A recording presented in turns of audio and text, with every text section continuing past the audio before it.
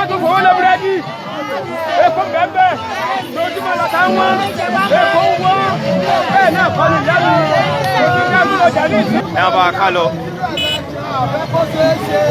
torí pé tó bá ti lè ṣeé ṣe a tún ti kó sínú oko eru ẹlẹ́ẹ̀kejì ọdún ẹ̀yẹsì ọgọ́rùn-ún ọdún kan sí i. yóò mọ nàìjíríà wọ́n ń bá ẹ̀ṣọ́ ọ̀dọ́ṣọ́ ọ̀gbọ̀n ẹni bá lọ dìbò yóò ṣòfò ní o. ẹ máa bá wa wo ìkànnì Prophet Song Entertainment PSC TV ìgbádùn yín ló jẹ wá lógún.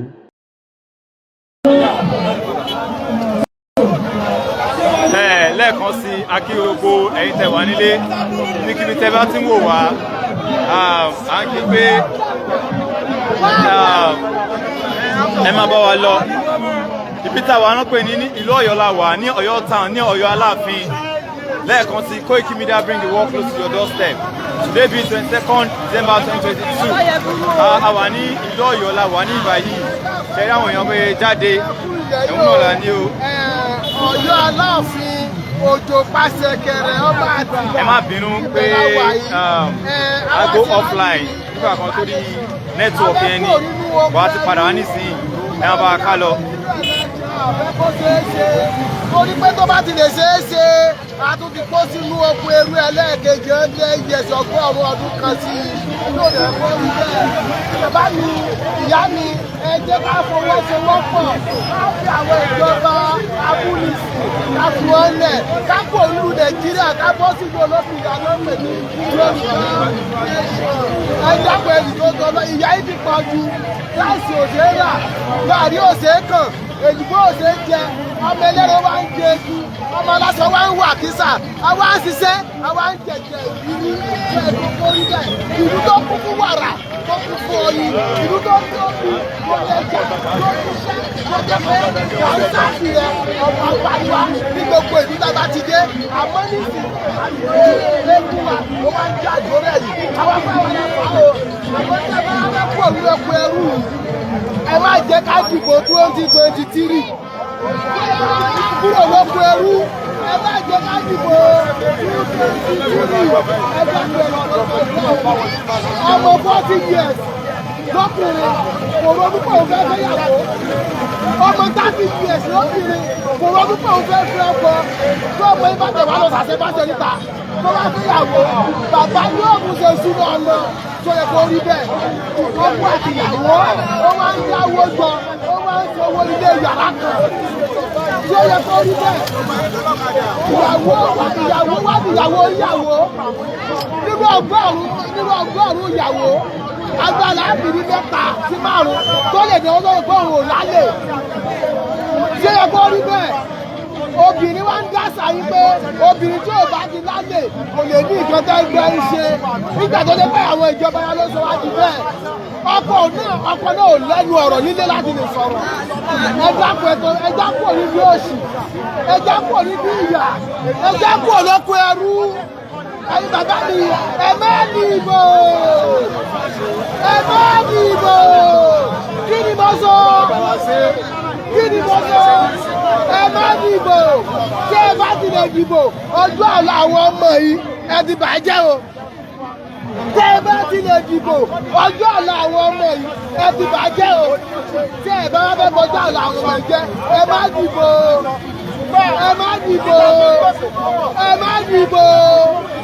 2018 ẹ má jáde ní káfí jáde ẹ má jẹ́ kọfí ráìsì kan yín o ẹ má jẹ́ kọfí oúnjẹ náírà kan yín o gàrí abọ́kan ráìsì abọ́kan tó máa fi tẹ̀ yẹn ẹ má jẹ́ kọfí kan yín o ẹ má dìbò ẹ má jáde o ó jẹ́ nìyẹn gbogbo àwọn ọmọ Ọ̀yọ́ lọ́kùnrin lóbìnrin ló jáde yìí o gbogbo àwọn ọmọ Ọ̀yọ́ lọ́kùnrin lóbìnrin ló jáde yìí o wọ́n fi ẹ̀wọ́nú wọn hàn wípé ìyà yìí ti pọ̀jù fáwọn.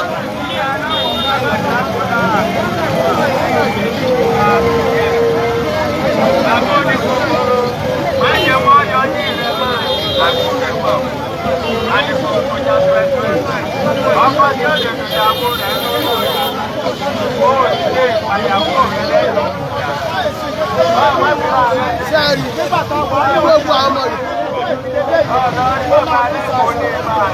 Ó jẹ́ wàá máa mú ni ṣùgbọ́n lónìí rẹ́síìkì náà ni wọ́n kó fún wa jẹ́ wọ́n ti gbogbo tó ní wọ́n ti fún wa wọ́n ti gbà lọ́wọ́ wa ẹ jẹ́ ká tún yáyá ká tún yàgbà ká tó tó jẹ ó ti wá orílẹ̀-èdè Yorùbá ẹ̀wọ̀n bàbá yìí ìlà kíkà wù mí lọ lọ́sẹ̀ ìpẹ́yẹ tẹ́sẹ̀ bá bàjá ó náà ló wà ní ìdáná àgbàjá nípa wù mí lọ orí ìrùn mi ni mo wá ìrọ̀lú aláàfin ọba aláàfin lè rí ibi tá a ti sẹ̀wá lé lẹ́yìn.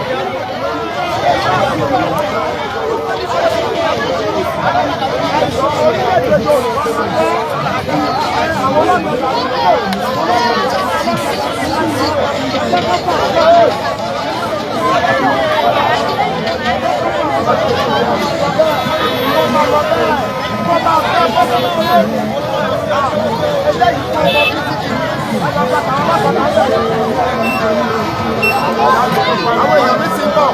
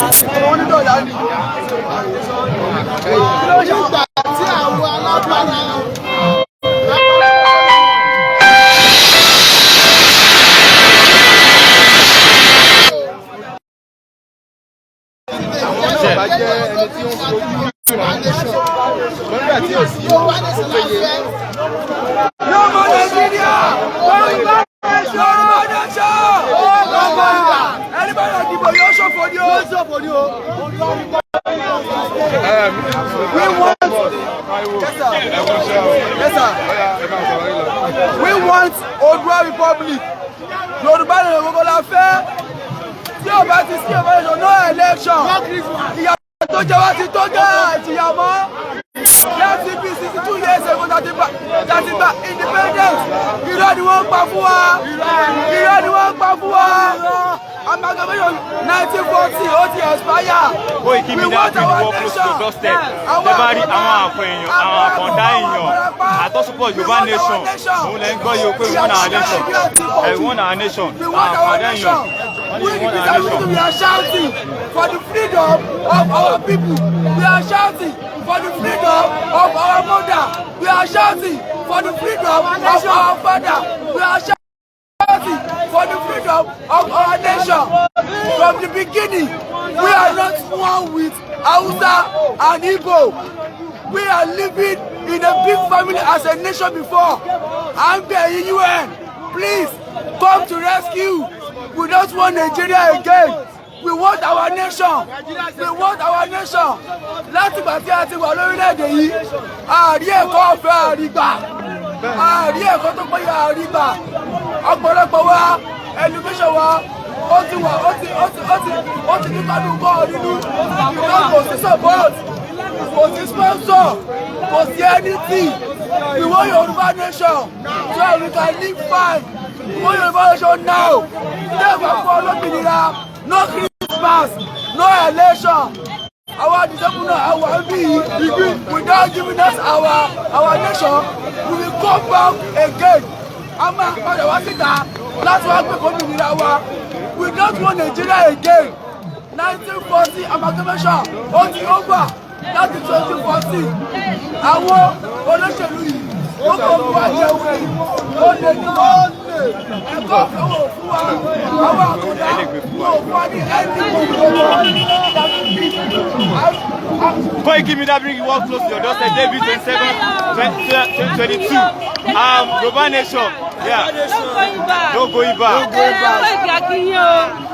Alájà Bísọ́lá ló kí yó. Alájà Bísọ́lá ó pọ̀ lóko ibà. àti kúrò lóko ẹ̀wọ̀ lágbára Ọlọ́run wà ní ẹ̀jẹ̀ dẹ́sí.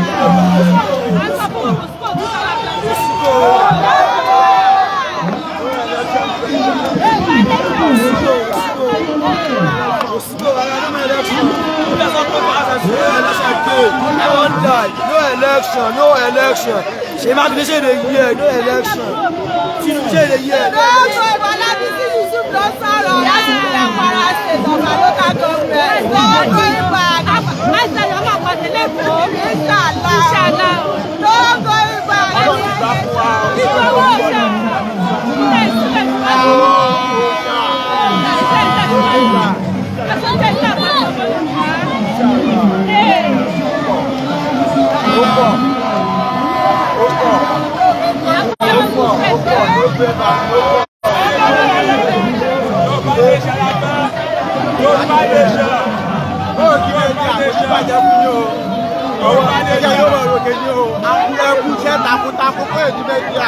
From Kwara State, Afabuti nílùú Ọ̀fà, Kwara State, 100 ẹni ṣubú ẹni wálẹ̀ gbọdọgbọdọ àti gbà ọlọ́ọ̀tì gbà fún wa. No election in 2023 àti gbà pẹ̀lú ògo Ọlọ́run ọdún àwọn gbà ọ́.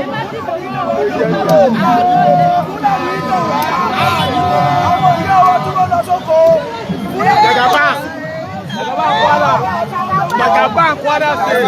Àwọn ti Kwara lọ kí Koiki Media bring the work close to your doorstep, David 22nd, 2022 from Kwara State. Àwọn Kwara State wọ́n ìbàyàn lọ kí.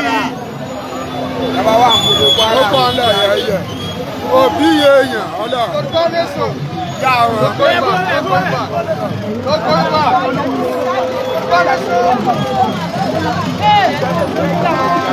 Àjíríyàmọ́ ológun ibà. Inú wọn dùn.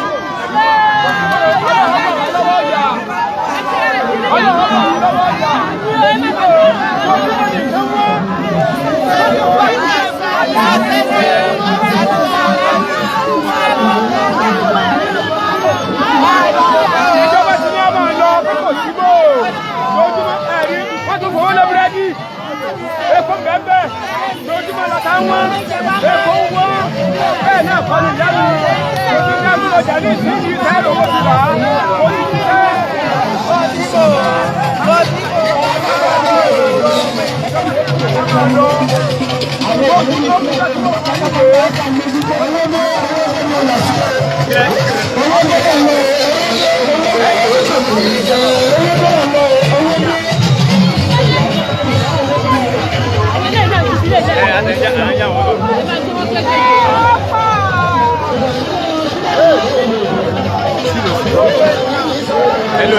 Hello.